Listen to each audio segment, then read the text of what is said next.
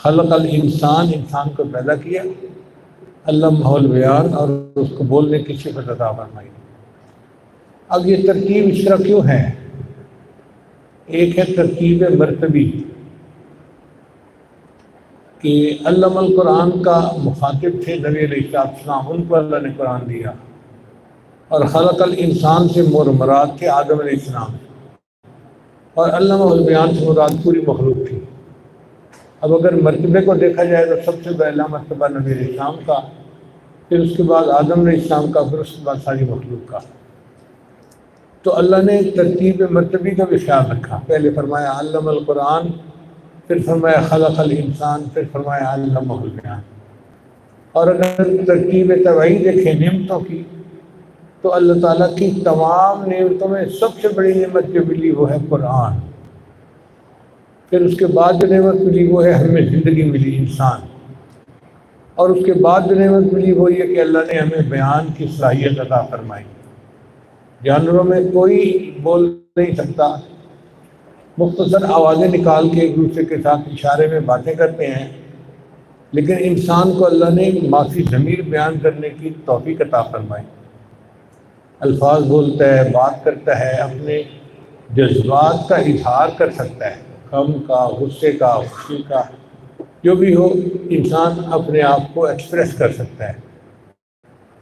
پھر دیکھیں اللہ تعالیٰ نے انسان کو آواز کی نعمت عطا فرمائی، یہ عجیب چیز ہے، گلا ایک جیسا ہوتا ہے سب کا، لیکن دنیا کے جتنے انسان ہیں ہر انسان کی آواز دوسرے سے مختلف ہے۔ جیسے ہر انسان کے انگوٹھے کے پرنٹ دوسرے سے مختلف ہیں، ہر انسان کی آواز بھی دوسرے سے مختلف ہے۔ اللہ وہ ذات ہے، اتنی چھوٹی سی گلے کی جگہ ہے اور اس نے اتنی آوازیں نکال دی۔ جن کو اللہ نے یہ نعمت دی ان کو دیکھ کے حیرانی ہوتی ہے۔ چنانچہ جیسے حسن میں حضرت یوسف علیہ السلام سب سے امتیازی شان رکھتے تھے، ایسے آواز میں داؤد علیہ السلام سب سے امتیازی شان رکھتے تھے، اس لیے لہر داؤدی مشہور ہے۔ جیسے پرندوں میں کہتے ہیں نا کوئل کی آواز بہت سریلی ہوتی ہے، ایسے داؤد علیہ السلام کی آواز بہت سریلی تھی، جب وہ زبور پڑھتے تھے تو پرندے ان کے کندھوں پہ آ کے بیٹھ جاتے تھے۔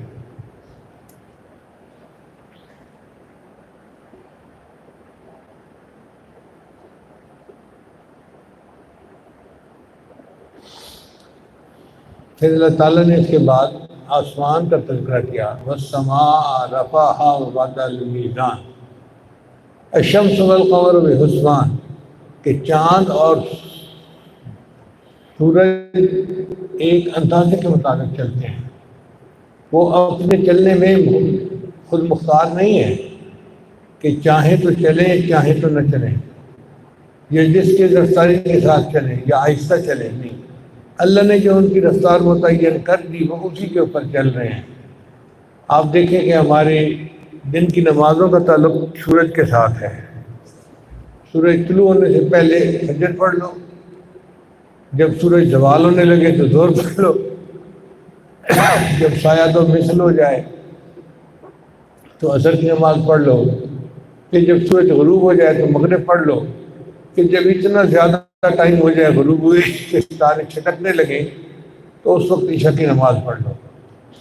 اس کا مطلب یہ کہ نماز کے لیے بندے کو کسی گھڑی کی ضرورت نہیں ہے، ایک نظر اٹھا کے آسمان پہ سورج کو دیکھے اور اس کو نماز کا وقت کا پتہ چل جاتا ہے، چاہے وہ شہر میں ہے، چاہے وہ سمندر میں ہے، چاہے وہ جنگل میں ہے، جس جگہ پر موجود ہے وہ نماز کا وقت معلوم کر سکتا ہے۔ پھر جو چاند ہے اس کے ساتھ ہمارے مہینوں کا تعلق ہے، مثلا ذی الحجہ کا مہینہ شروع ہوتا ہے سورج چاند کو دیکھ کے، پھر اس کے بعد محرم کا مہینہ آتا ہے، پھر ایک وقت آتا ہے کہ ربیع الاول کا مہینہ آتا ہے، پھر ایک وقت آتا ہے کہ رجب شعبان رمضان کے مہینے آتے ہیں۔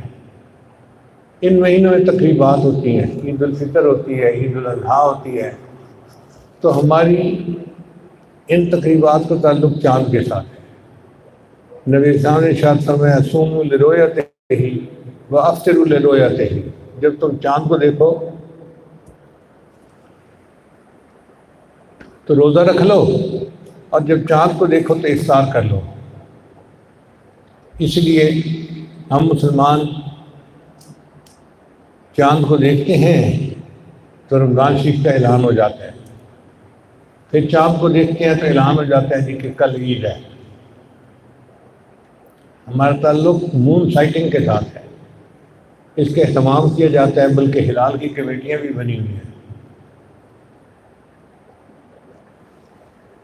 والنجم والشجر یسجدان، اور جھاڑیاں اور درخت اللہ کو سجدہ کرتے ہیں۔ نجم ستارے کو بھی کہتے ہیں، اور عربی میں نجم بیلدار جو درخت ہوتا ہے نا، جس کا تنا نہیں ہوتا، اس کو بھی کہتے ہیں۔ یعنی بے تنے کے درخت اور تنے والے درخت سب اللہ کو سجدہ کرتے ہیں۔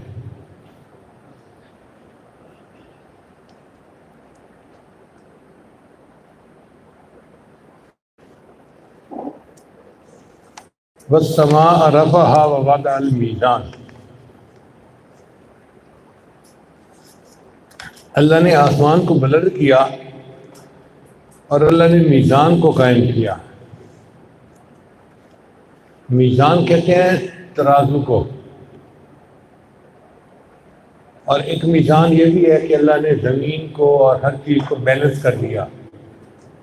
آپ دیکھیں کوئی سیارہ یا ستارہ بندھا ہوا تو نہیں ہے، جیسے ٹینٹ کو باندھ دیتے نا رسیوں کے ساتھ، اللہ نے کسی چیز کو باندھا ہوا نہیں ہے، ان کی رفتار ایسی بنا دی، ان کی حرکت ایسی بنا دی کہ وہ اب کی کشش شکل کے ساتھ خود بخود ایک جگہ کے اوپر بیلنس ہیں اور اسی کے اوپر چل رہے ہیں۔ تو یہ اللہ کی نعمت ہے نا۔ پھر اللہ فرماتے ہیں والارض وضعها للانام، اللہ نے اپنی مخلوق کے لیے زمین کو بنایا۔ اب یہ زمین کا بننا بھی اللہ کی عجیب قدرت ہے۔ جیسے آج زمین ہمیں نظر آ رہی ہے، شروع سے یہ ایسی نہیں تھی۔ جب تخلیق کا آغاز ہوا تو جیسے آگ کا انگارہ ہوتا ہے نا، زمین اس طرح آگ کے انگارے کی طرح گرم سخت تھی۔ 1200 ڈگری سینٹی گریڈ اس کا ٹیمپریچر تھا، اور CO2 گیس اس کے اوپر چھائی ہوئی تھی۔ پھر آہستہ آہستہ اس کا ٹیمپریچر کم ہوتا گیا، پھر اس کے اوپر میٹرائٹ کی بارش ہوئی۔ میٹرائٹ کہتے ہیں جو شہاب ثاقب آتے ہیں باہر سے، اس کی وجہ سے جیسے کسی چیز پر کچھ لگے تو گڑھا بن جاتا ہے، تو زمین کے اوپر سمندر بن گئے۔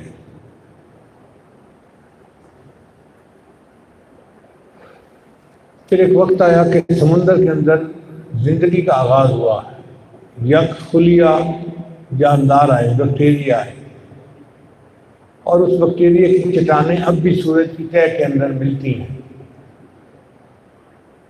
اسی سے سائنسدانوں کو پتہ چلتا ہے کہ زمین کتنے ملین سال پہلے بنائی گئی۔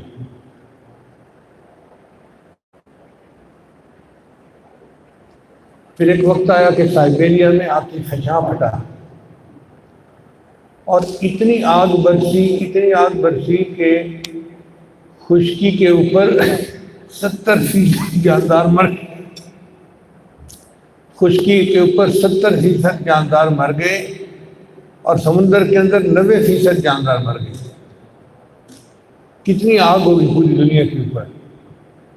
اور اس وقت پھر سلفورک ایسڈ کی بارش ہوئی۔ آج تو پانی کی بارش ہوتی ہے نا، اس وقت جو بارش ہوئی وہ سلفورک ایسڈ کی تھی، اور پھر سمندر کی تہہ سے میتھین گیس نکلی۔ تو زمین کا عجیب و غریب معاملہ تھا، اس وقت رہنے کے قابل نہیں تھی، مگر اللہ تعالیٰ نے اس کو اتنا ٹھنڈا کیا، اب اس کا ٹیمپریچر 40 ڈگری سینٹی گریڈ ہے، اور یہ انسان کے رہنے کے لیے بہت موزوں ہے۔ 3 چیزیں ہیں جس کی وجہ سے زمین کے اوپر زندگی کے آثار ہیں۔ پہلا، پانی بہت ہے، دوسرا آکسیجن بہت ہے، اور تیسرا اس کا ٹیمپریچر رہنے کے لیے موزوں ہے۔ ان 3 وجوہات سے زمین کے اوپر زندگی موجود ہے، اور جتنا انبیاء کا سلسلہ اللہ نے بھیجا وہ سب زمین پر آئے، کسی دوسرے سیارے پر نہیں آئے۔ اگر کسی اور سیارے پر کوئی انسان ہوتے تو اللہ کے حبیب صلی اللہ علیہ وسلم کی شریعت وہاں پر بھی لاگو ہوتی۔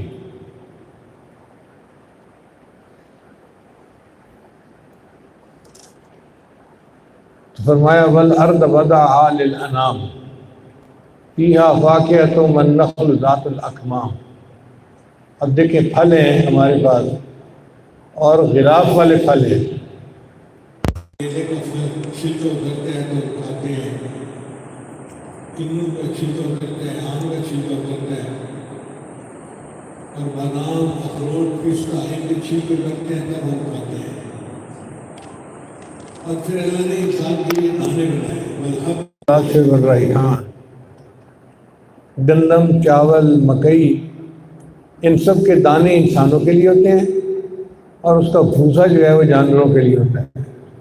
یہ بھی اللہ کی نعمت ہے۔ آج دنیا میں گندم ملنی بند ہو جائے تو کیا حال ہوگا، چاول ملنے بند ہو جائے تو کیا بنے گا، ہم تو بھوکے مر جائیں گے۔ گندم چاول کے بغیر لگتا ہے جیسے زندگی گزر ہی نہیں سکتی، حالانکہ کھانے کی ہزاروں چیزیں موجود ہیں، مگر ہماری زندگی کی ترتیب بن گئی ہے۔ کچھ ملکوں میں روٹی زیادہ کھائی جاتی ہے اور کچھ ملکوں میں چاول زیادہ کھائے جاتے ہیں، بنیادی غذا یہ بن گئی ہے۔ تو یہ اللہ کی نعمتیں ہیں۔ اسی اللہ فرماتے ہیں فَبِأَيِّ آلَاءِ رَبِّكُمَا تُكَذِّبَانِ، تم اپنے رب کی کون کون سی نعمتوں کو جھٹلاؤ گے۔ سچی بات ہے کہ ہم اللہ تعالیٰ کی کسی نعمت کو نہیں جھٹا سکتے۔ لا بِأَيِّ شَيْءٍ مِّن نِعْمَتِكَ نُكَذِّبُ رَبَّنَا فَلَكَ الْحَمْدُ۔ اللہ آپ کی تعریفیں ہیں، ہم آپ کی کسی نعمت کا انکار کر ہی نہیں سکتے، بلکہ ہم تو سر سے لے کے پاؤں تک آپ کی نعمتوں میں ڈوبے ہوئے ہیں۔ محترم جماعت، ہم غور کریں اللہ کی کتنی نعمتیں ہیں، سبحان اللہ۔ اللہ تعالیٰ بینائی نہ دیتے ہم اندھے ہوتے، گویائی نہ دیتے ہم گونگے ہوتے، سماعت نہ دیتے ہم بہرے ہوتے، اللہ تعالیٰ گویائی نہ دیتے ہم گونگے ہوتے، اللہ تعالیٰ صحت نہ دیتے ہم بیمار ہوتے، اللہ تعالیٰ ہمیں کپڑے نہ دیتے ہم ننگے ہوتے، کھانا نہ دیتے ہم بھوکے ہوتے، پانی نہ دیتے ہم پیاسے ہوتے، اللہ گھر نہ دیتے ہم بے گھر ہوتے، اللہ اولاد نہ دیتے ہم لاوالد ہوتے، اللہ صحت نہ دیتے ہم بیمار ہوتے، اللہ تعالیٰ مال نہ دیتے ہم بھکاری ہوتے، اللہ تعالیٰ ہمیں علم نہ دیتے ہم جاہل ہوتے، عزت نہ دیتے ہم ذلیل ہوتے۔ آج ہم جو دنیا میں عزتوں بھری زندگی گزارتے پھر رہے ہیں، یہ اللہ ہی کا تو کرم اور احسان ہے۔ آپ کی رحمتوں پہ اللہ قربان جائیں، آپ نے ہمیں کتنی نعمتوں سے نوازا ہے۔ چنانچہ اللہ تعالیٰ نے سورت میں بار بار یہ کلمہ دہرایا فَبِأَيِّ آلَاءِ رَبِّكُمَا تُكَذِّبَانِ، اے جنوں اور انسانوں کی جماعت، تم اپنے رب کی کون کون سی نعمتوں کو جھٹلاؤ گے۔ پھر آج کا مضمون ہے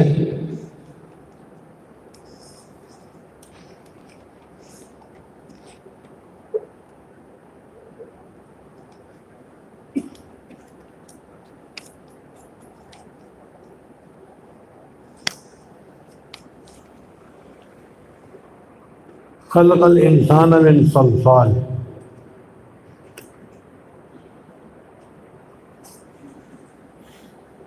اللہ تعالیٰ نے پیدا کیا انسان کو بجنے والی مٹی سے، کالفخار، جیسے ٹھیکری، وخلق الجان، اور جنات کو اللہ نے پیدا کیا من مارج من نار، آگ کے شعلے سے۔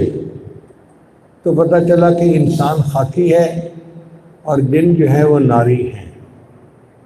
فَبِأَيِّ آلَاءِ رَبِّكُمَا تُكَذِّبَانِ،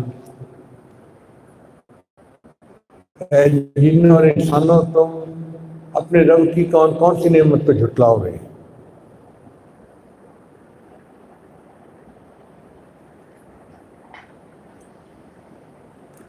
پھر فرمایا رب المشرقین و رب المغربین، دونوں مشرقوں کا اور دونوں مغربوں کا رب اللہ ہے۔ عام طور پر لوگ سمجھتے ہیں کہ ایک مشرق ہے اور ایک مغرب ہے، لیکن اگر غور کریں تو سورج سردیوں میں اور جگہ سے طلوع ہوتا ہے، گرمیوں میں دوسری جگہ سے طلوع ہوتا ہے، دو مشرق ہوئے، رحلت الصیف اور رحلت الشتاء۔ گرمیوں کا اور حساب ہے، سردیوں کا اور حساب ہے۔ اس لیے اللہ تعالیٰ نے رب المشرقین و رب المغربین، دو مشرقیں اور دو مغربوں کا لفظ لیا، اور ایک جگہ پر اللہ نے فرمایا رب المشارق والمغارب، تمام مشرقوں اور مغربوں کا رب اللہ ہے۔ چنانچہ سائنسدانوں نے کہا ہے کہ زمین چونکہ اپنی ایکسس پر 23 ڈگری جھکی ہوئی ہے تو یہ سورج کے گرد چکر لگاتی ہے۔ اب چونکہ سورج کے گرد چکر لگاتی ہے تو ہر دن سورج ایک نئی جگہ سے طلوع ہوتا ہے، تو اس طرح گویا یوں سمجھے کہ 365 مشرقیں ہوئیں اور 365 مغرب ہوئے۔ اس لیے اللہ تعالیٰ نے مشارق اور مغارب کا لفظ استعمال کیا، لیکن نمایاں طور پر چونکہ دو پوزیشنیں ہیں، ایک سردی کی اور ایک گرمی کی، تو رب المشرقین و رب المغربین کا لفظ زیادہ سمجھ میں آنے والا ہے۔ صرف 2 دن ایسے ہوتے ہیں سال میں، ایک 20 مارچ اور ایک 22 سپتمبر، کہ جب سورج ایک ہی جگہ سے نکلتا ہے، اس لیے کہ اس وقت ایکویٹر کے اوپر سورج ہوتا ہے۔ ایکویٹر ایک لائن ہے جو دنیا میں لگائی گئی ہے، جو پوری دنیا کو 2 حصوں میں تقسیم کرتی ہے، اس کو ایکویٹر کہتے ہیں۔ الحمدللہ کہ مجھے اللہ نے دین کے سفر کرنے کے دوران ایکویٹر پہ جانے کی بھی توفیق عطا فرمائی۔ ہم جب کئی دفعہ وہاں سے گزرتے تھے تو اس لائن کے اوپر کھڑے ہو کر میں ضرور اپنے دوستوں کو تھوڑی نصیحت کرتا تھا، ہم لوگ دعا مانگتے تھے، اور میں دعا کرتا تھا کہ یا اللہ آپ نے اپنے دین کی خاطر مجھے دنیا کے کنارے پر بھی پہنچایا ہے، اور آج آپ نے دنیا کے وسط میں بھی مجھے پہنچایا ہے، تو میں آپ سے دعا کرتا ہوں کہ آپ اپنے ہمارے بزرگوں کا جو نور نسبت ہے اس کو پھیلانے کے لیے ہماری نسلوں کو بھی قبول کر لیجئے، اور اللہ آپ مہربانی فرما کے ہمارے ادارے کو بھی قبول کر لیجیے۔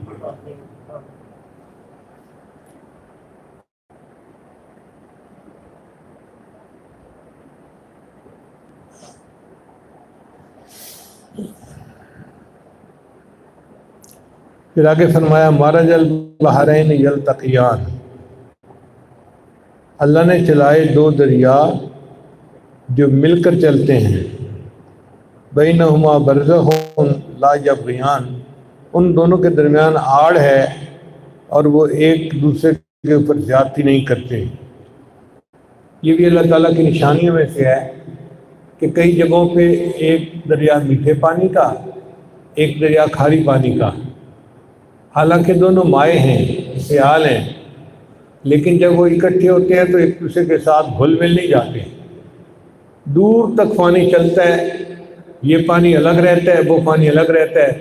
اللہ نے ان کے درمیان ایک آڑ بنا دی ہے جو ان کو ملنے نہیں دیتی۔ چنانچہ تھانوی رحمۃ اللہ نے لکھا ہے کہ چاٹگام سے ارکان تک 2 ندیاں ہیں، وہ اکٹھی چلتی ہیں، اور اگر آپ سوات کی طرف جائیں تو آپ کو کئی جگہوں پر 2 دریا ملتے ہوئے نظر آئیں گے، اور دیکھنے سے دونوں کا پانی الگ الگ چل رہا ہوتا ہے، حالانکہ وہ دونوں ایک ہی دریا میں ہوتے ہیں، مگر ایسے لگتا ہے کہ ان دونوں میں سے الگ الگ کسی نے ان کو رکھا ہوا ہے۔ یہ اللہ کی قدرت ہے، اللہ ان کو گھلنے ملنے نہیں دیتے آپس میں۔ میں نے 2 سمندروں کے اکٹھا ہونے کی ایک جگہ دیکھی جہاں پر بحیرہ ہند اور بحیرہ ایکینیوس اکٹھے ہوتے ہیں۔ کیپ ٹاؤن ایک جگہ ہے ساؤتھ افریقہ میں، وہاں پر اب جو بحیرہ اوقیانوس کا پانی ہے وہ برف کی طرح ٹھنڈا ہوتا ہے، ہاتھ آپ اندر نہیں ڈال سکتے، اتنا ٹھنڈا ہوتا ہے، اور بحیرہ ہند کا پانی گرم ہوتا ہے۔ تو دونوں پانی جب ملتے ہیں تو تو دور تک 1 میل لمبی بھی اگر آپ کی نظر جاتی ہے نا تو آپ کو دونوں سمندر الگ الگ نظر آئیں گے، حالانکہ سمندر ہیں، درمیان میں ہائی ٹائڈ آ رہی ہیں، لہریں آ رہی ہیں، پانی خوب اچھل رہا ہے، مگر ملتا نہیں ہے ایک دوسرے کے ساتھ۔ یہ اللہ کی قدرت ہے جو ان کو ملنے نہیں دیتا۔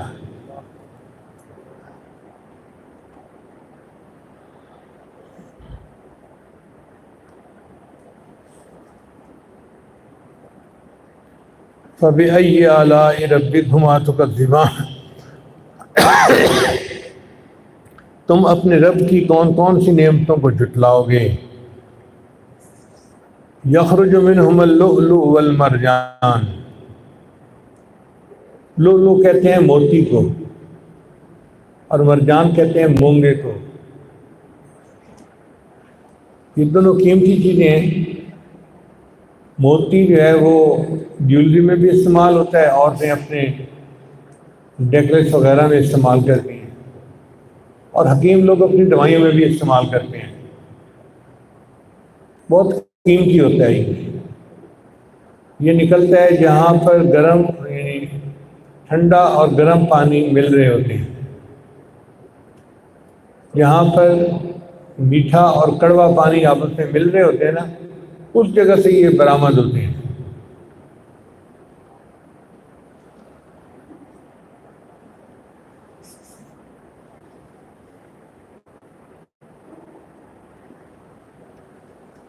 لؤلؤ کا تذکرہ قرآن مجید میں 6 جگہ پر آیا ہے۔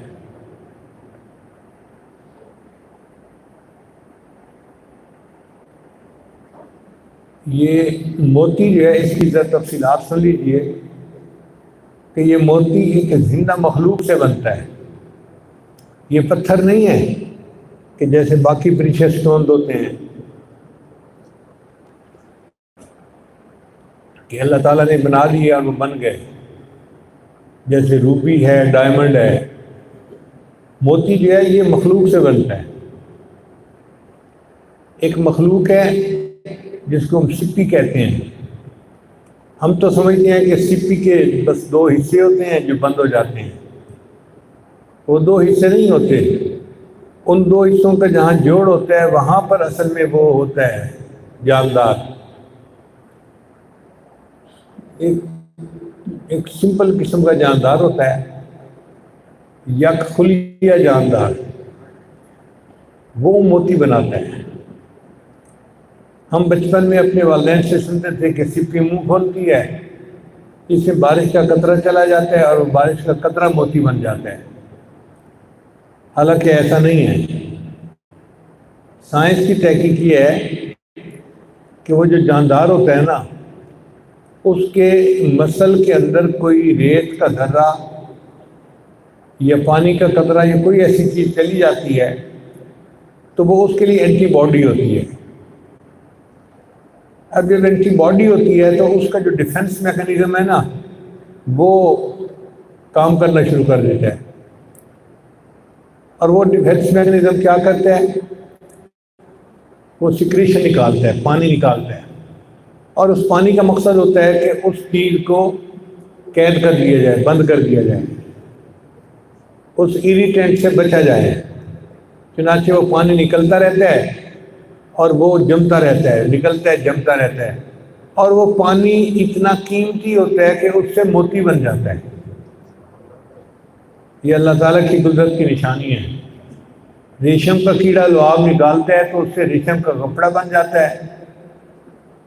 شہد کی مکھی لعاب نکالتی ہے تو اس سے ہنی بن جاتا ہے، اور یہ جاندار جب لعاب نکالتا ہے تو اس کے لعاب سے موتی بن جاتا ہے۔ اللہ تیری قدرت کی نشانی ہے۔ ویسے تو ایک سپی کے اندر موتی بننے میں 50 سال بھی لگ سکتے ہیں، 100 سال بھی لگ سکتے ہیں، لیکن انسان نے قدرت کے اسرار کو سمجھ کر اس کو خود عمل کرنا شروع کر دیا۔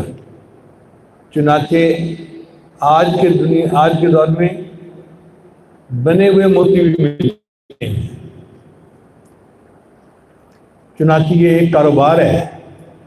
لوگوں نے گھروں کے اندر پانی کا ایک تالاب بنایا ہوا ہے، اس اندر وہ سپیاں چھوڑ دیتے ہیں اور سپی کے اندر جو اریٹنٹ ہے نا وہ خود ڈالتے ہیں، جس کو مدر آف موتی جس کو کہتے ہیں وہ خود ڈالتے ہیں۔ کتنی عجیب بات ہے۔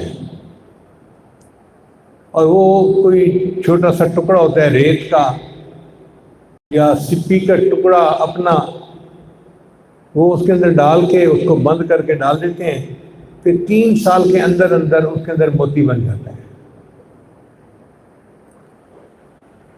موتی کتنے قیمتی ہیں؟ جو دنیا کا سب سے زیادہ قیمتی موتی ہے اس کی قیمت $100 ملین ہے۔ بندہ سن کے حیران ہو جاتا ہے، $100 ملین ہونا تو بندہ پورا شہر خرید لے، اتنے پیسے ہوتے ہیں۔ اور وہ ایک چھوٹا سا موتی $100 ملین کا بکتا ہے، اتنا قیمتی ہوتا ہے۔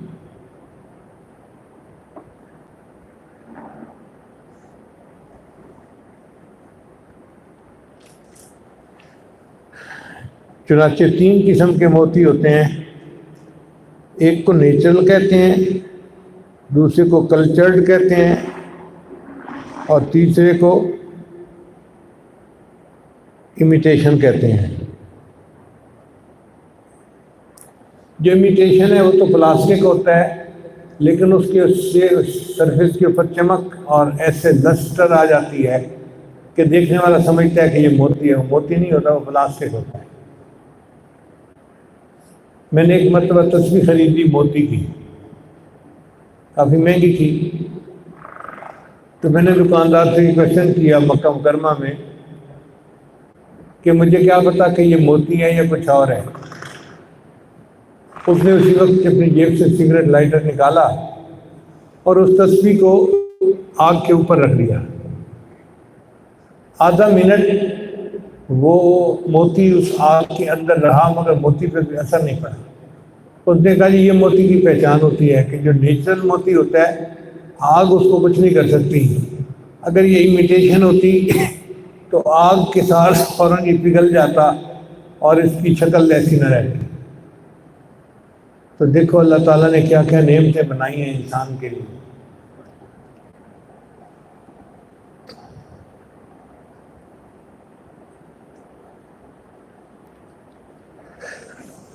یہ موتی جو ہے یہ 100% کیلشیم کاربونیٹ ہوتا ہے۔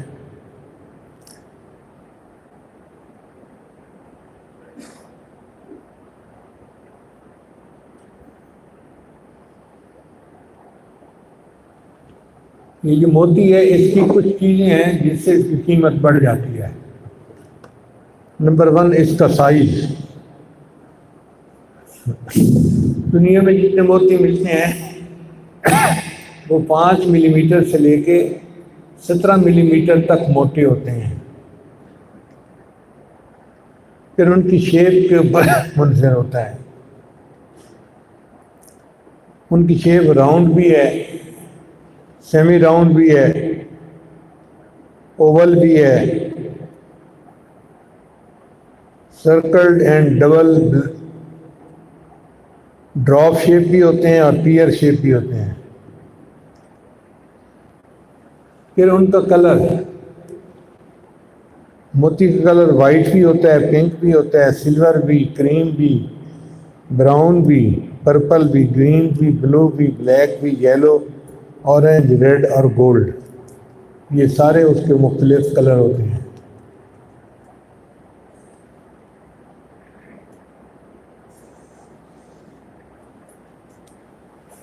زیادہ تر اس کی جو صفت دیکھی جاتی ہے وہ اس کی چمک دیکھی جاتی ہے، سرفیس کتنی چمکتی ہے، کتنی خوبصورت ہے، اور اس پر سے اس کی قیمت کا اندازہ ہوتا ہے۔ اس کی سرفیس کو شائننگ ہونا چاہیے، اس لیے عورتیں اس کو گلے میں پہنتی ہیں۔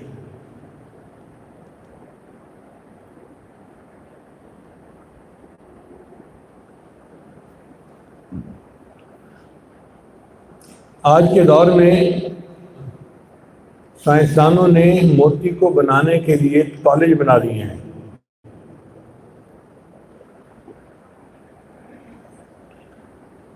چنانچہ لندن کے اندر ایک کالج ہے، کالج آف جیمالوجی اینڈ جیولری. اس میں طلباء کو سکھاتے ہیں کہ پانی میں مصنوعی طور پر موتی کیسے بنا سکتے ہیں.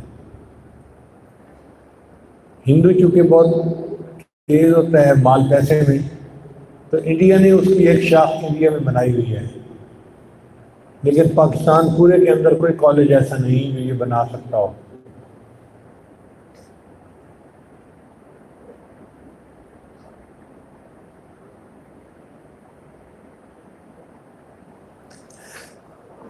پھر اس کے بعد اللہ تعالیٰ فرماتے ہیں فَبِأَيِّ آلَاءِ رَبِّكُمَا تُكَذِّبَانِ، تم اپنے رب کی کون کون سی نعمتوں کو جھٹلاؤ گے اے انسانوں اور جنوں. وَلَهُ الْجَوَارِ الْمُنشَآتُ فِي الْبَحْرِ كَالْأَعْلَامِ. جوار جمع ہے جاریہ کی، اور جاریہ کا مطلب ہوتا ہے کشتی، اور اس کے لیے کشتی ہیں المنشآت جو چلتی ہیں، فی البحر سمندر میں، کالأعلام جیسے پہاڑ ہوتے ہیں. سمندر کے اندر اگر بڑا جہاز چل کے آ رہا ہو نا، تو دیکھنے والے کو دور سے یوں محسوس ہوتا ہے جیسے سامنے کوئی پہاڑ ہے. اللہ کی شان دیکھیں کہ نبی علیہ السلام کے زمانے میں تو پہاڑ جہاز بھی چھوٹے چھوٹے ہوتے تھے، بادبانی کشتیاں چلتی تھیں. آج تو موٹر کے ساتھ چلتے ہیں، اور بہت بڑے بڑے سائز ہیں جہازوں کے. اس وقت عقل دنگ رہ جاتی ہے. چنانچہ تیل کی برداری کے لیے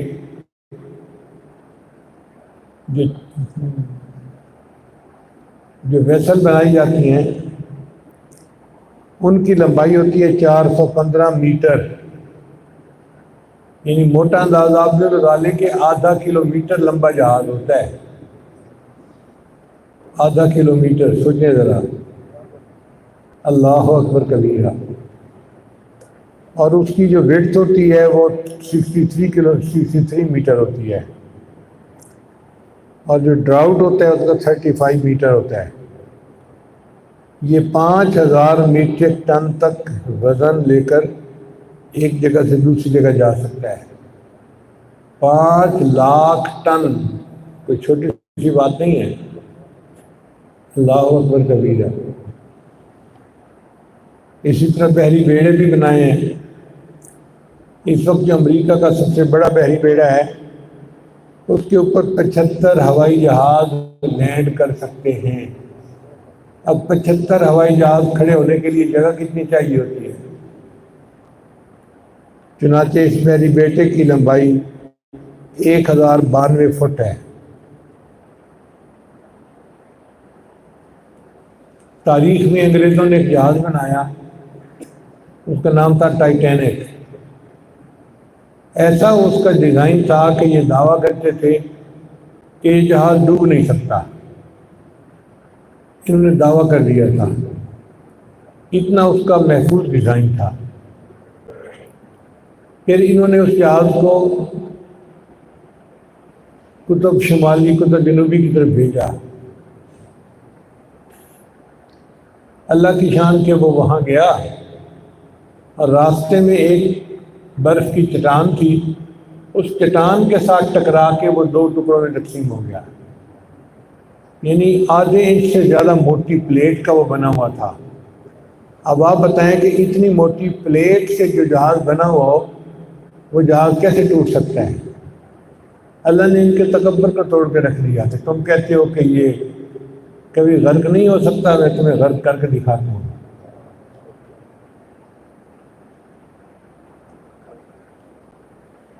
اچھا، وہ جہاز ڈوبا کیسے؟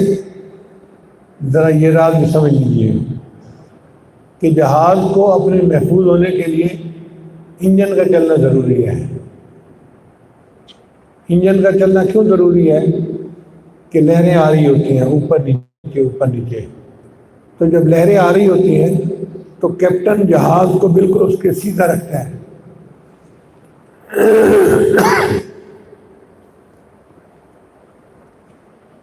اگر یوں لہریں آ رہی ہیں اور جہاز بالکل سیدھا ہے تو سیدھا جہاز اونچا نیچا ہوتا رہتا ہے، ڈوبتا نہیں ہے، چاہے جتنی مرضی اونچی لہریں ہوں، 20 فٹ 25 فٹ تک بھی ہوں، تو یہ اوپر جائے گا پھر نیچے آئے گا، ایسے ایسے ہوتا رہے گا مگر ڈوبے گا نہیں۔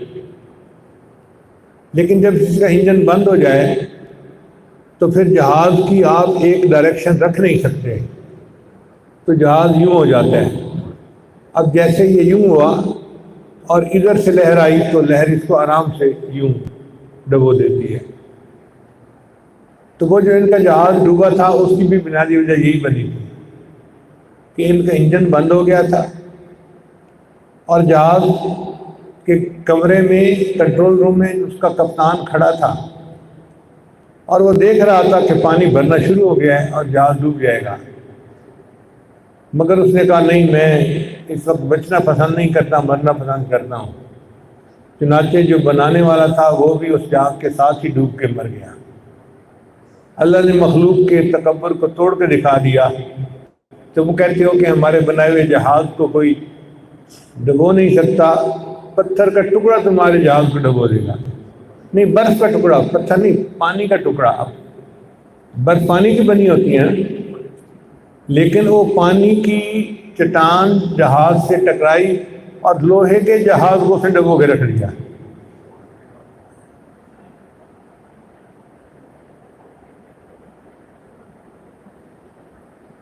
تو یہ اللہ تعالیٰ کی نشانی ہے کہ اتنے بڑے بڑے جہاز سمندر میں چلتے ہیں اور اس سے انسان اپنا فائدہ اٹھاتا ہے۔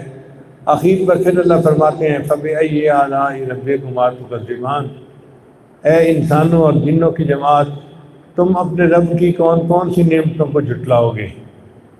جواب میں ہم کہتے ہیں لا بِأَيِّ شَيْءٍ مِّن نِعْمَتِكَ رَبَّنَا نُكَذِّبُ فَلَكَ الْحَمْدُ، اللہ ہم آپ کی کسی نعمت کی جھٹلا نہیں سکتے، ہم تو آپ کی تعریف کرتے ہیں کہ آپ نے ہمیں نعمتوں سے پالا ہے، آپ بہت بڑے مہربان ہیں، کریم ہیں، اور ہم تو آپ کی شان کے مطابق آپ کی تعریف کر ہی نہیں سکتے۔ وآخر دعوانا ان الحمد للہ رب العالمین۔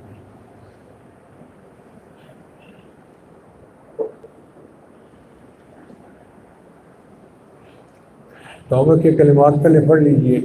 بسم اللہ الرحمن الرحیم،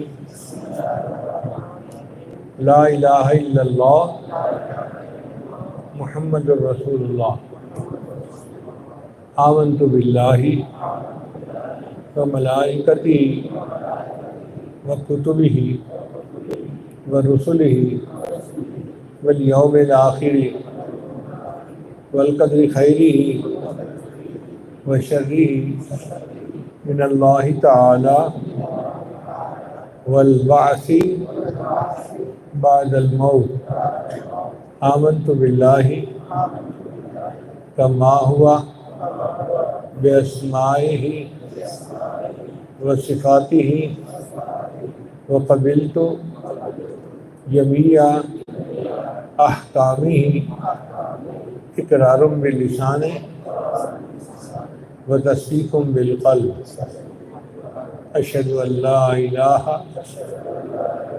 الا اللہ واشہد ان محمدا عبدہ ورسولہ، استغفر اللہ ربی من کل ذنب واتوب الیہ برحمتک یا ارحم الراحمین۔ ان کلمات کو پڑھنے سے ہم تو بتائے ہو چکے ہیں، چند معمولات ہیں جن کو باقاعدگی سے کریں گے تو اللہ تعالیٰ دل کو منور کریں گے۔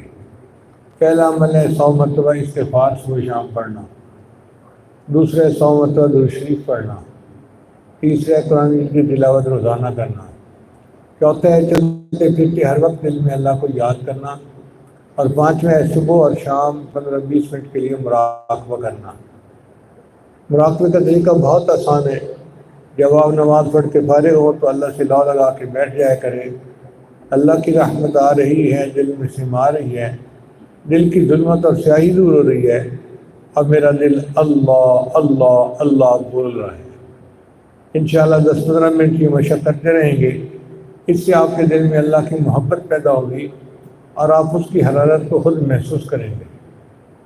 اللہ تعالیٰ سب کو اپنے مقبول بندوں میں شامل فرمائے۔ کچھ دیر کے لیے مراقبہ کر لیجیے، پھر دعا کرتے ہیں۔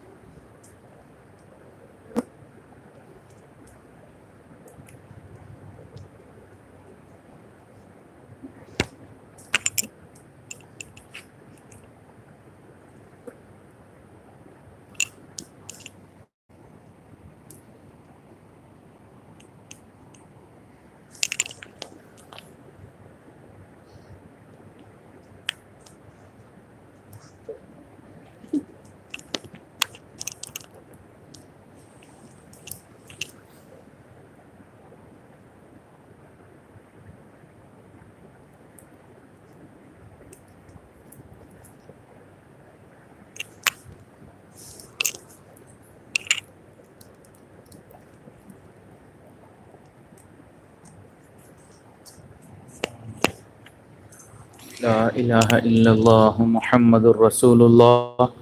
دعا کر لیجئے۔ سبحان ربی العلی الوہاب، اللہم صلی علی سیدنا محمد وعلی آل سیدنا محمد وبارک وسلم۔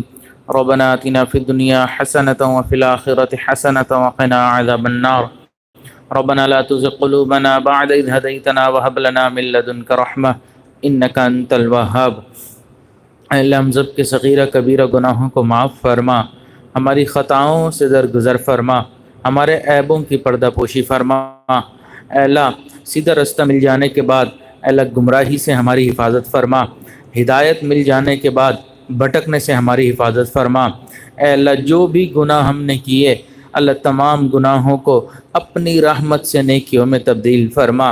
اے بے کسوں کے دستگیر، اے ٹوٹے دلوں کو تسلی دینے والے، اے خالی جھولیوں کو بھر دینے والے، اللہ ہم نے بھی جھولیاں پھیلا رکھی ہیں، ہم نے بھی دامن آپ کے سامنے پھیلا رکھے ہیں، اللہ رحمت والی نظر فرما دیجئے۔ پیارے اللہ تیری ایک نگاہ کی بات ہے، میری زندگی کا سوال ہے، اللہ ایک نگاہ کرم فرما دیں گے اللہ ہماری زندگی بدل جائے گی۔ اللہ رحم و کرم والے معاملے فرما دیجئے۔ اللہ دن بدن ہماری زندگی ختم ہوتی چلی جا رہی ہے، موت کے قریب ہوتی جا رہی ہے، اللہ اس سے پہلے کہ ہماری ظاہر کی آنکھیں بند ہو جائیں اللہ من کی آنکھیں کھلنے کی توفیق عطا فرما۔ اللہ اس سے پہلے کہ لوگ ہمیں کلمہ پڑھائیں اللہ اپنے اختیار سے کلمہ پڑھنے کی توفیق عطا فرما۔ اللہ اس سے پہلے کہ لوگ ہمیں غسل دیں اللہ غسل توبہ کی توفیق عطا فرما۔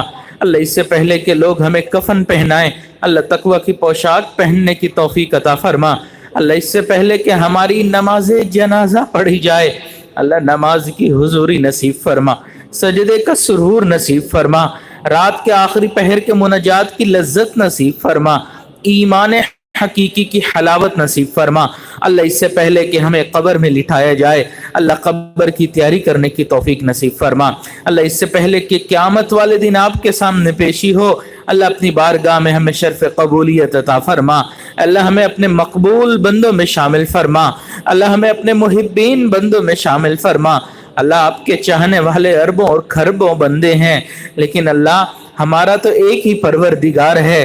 اللہ ہم قسم اٹھا کے کہتے ہیں آپ کے سوا کوئی داتا نہیں، آپ کے سوا کوئی پالنہار نہیں، آپ کے سوا کوئی مولا نہیں۔ اللہ رحم و کرم والے معاملے فرما دیجئے۔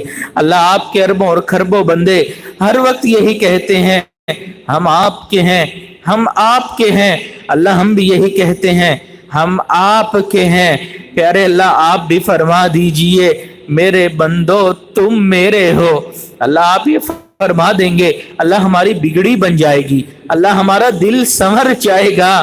پیارے اللہ ایک مرتبہ فرما دیجئے میرے بندو تم میرے ہو۔ اللہ رحم و کرم والے معاملے فرما۔ اے اللہ دنیا والے جب کسی بڑے کے پاس جائیں اس کے سامنے جانے سے پہلے کوئی اچھی چیز خریدتے ہیں، ہم تحفے میں دیں گے، ہدیے میں دیں گے۔ اللہ ہم آپ کے در پر آئے ہیں پیارے اللہ گناہوں کے سوا کچھ بھی نہیں ہے، اللہ گناہوں کی معافی کے طلبگار ہیں، اللہ گناہ معاف کر دیجئے۔ اللہ رحم و کرم والے معاملے فرما دیجئے۔ اللہ ہمیں قلب سلیم عطا فرما دیجئے۔ اے اللہ ہمیں حیا سے جھکی ہوئی آنکھیں نصیب فرما دیجئے، شکر کرنے والی زبان نصیب فرما دیجئے۔ اللہ سنت پر چلنے والا جسم نصیب فرما دیجئے۔ اللہ ذکر کرنے والا دل نصیب فرما دیجئے۔ سر کے بالوں سے لے کر پاؤں کے ناخنوں تک اللہ سراپائے سنت بنا دیجئے۔ اے اللہ ہمارے جسم کے انگ انگ کو ذکر نصیب فرما دیجئے۔ اللہ ہمیں ذکر قلبی کی نعمت عطا فرما دیجئے۔ اللہ نسبت کی نعمت عطا فرما دیجئے۔ اللہ ہمیں نور عطا فرما دیجئے۔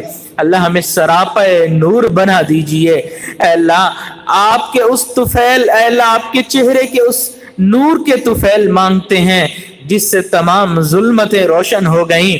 اللہ ہمارے دلوں میں بھی نور عطا فرما دیجئے، پھر اللہ اس نور کو مرتے دم تک محفوظ رکھنے کی توفیق بھی عطا فرما دیجئے۔ اے اللہ جتنے دور قریب سے حاضرین یہاں موجود ہیں، اللہ سب کی دلی نیک تمناؤں کو قبول فرما لیجئے۔ اللہ دور بیٹھے جو ان دعاؤں پر آمین کہہ رہے ہیں، اللہ ان کو بھی ان دعاؤں میں حصہ عطا فرما دیجئے۔